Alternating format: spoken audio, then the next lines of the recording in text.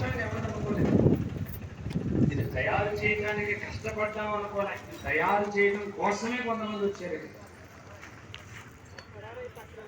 ఇది పాయసం తయారు చేయడం అనేది ఇదంతా గడప మన శ్రేమాస్టర్ గారు, దేవం, గోపి, కిషోర్, మణికంఠ, జున్నారావు గారు, వాసుబాబు గారు, వీళ్ళందరూ కూడా సమయానికి బాగా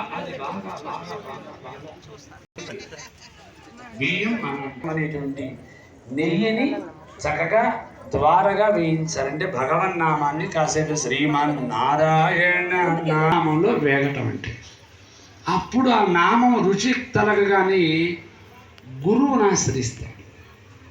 ఆ గురువుకు పేరే పాలని పేరు.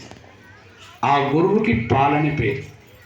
ఆ గురువు పాలల్లో ఈ బియ్యాన్ని చేర్చితే ఆ పాలు కనపడనంత, ఆ బియ్యము కనపడనంత విధంగా పాలలో ఉడికిపోవాలి. అంటే తన స్వరూపం చూడగా చిత్రమైపోవాలి, బాగా చిత్రగా అయిపోవాలి.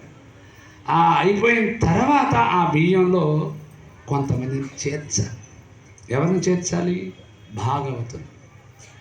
భాగవతుల్లో ఒక జీడిపప్పు అనేటువంటి ఒక భాగవతుడు, బాదం పప్పు అనేటువంటి ఒక భాగవతుడు, కిస్మిస్ అనేటువంటి ఒక భాగవతుడు, యాలకులు అనేటువంటి ఒక భాగవతుడు, పచ్చకర్పూరం అనేటువంటి ఒక భాగవతుడు, సారపప్పు అనేటువంటి ఒక భాగవతుడు, పిస్తా అనే ఒక భాగవతుడు, తర్వాత కుంకుమ పువ్వు అనే ఒక భాగవతుడు, బెల్లము తీపి అనేటువంటి ఒక భాగవతుడు. అంటే 9 మంది నవవిధ భక్తి తరంగములు, 9 రకాల భక్తులు కలవాలి.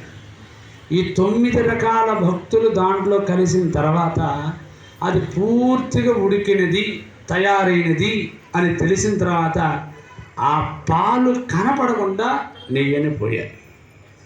మనం సుమారుగా ఒక 3/4 కేజీ వాడారు.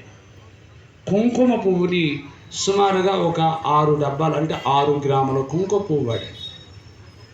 యాలకులను ఒక 1/2 కేజీ పైన వాడారు.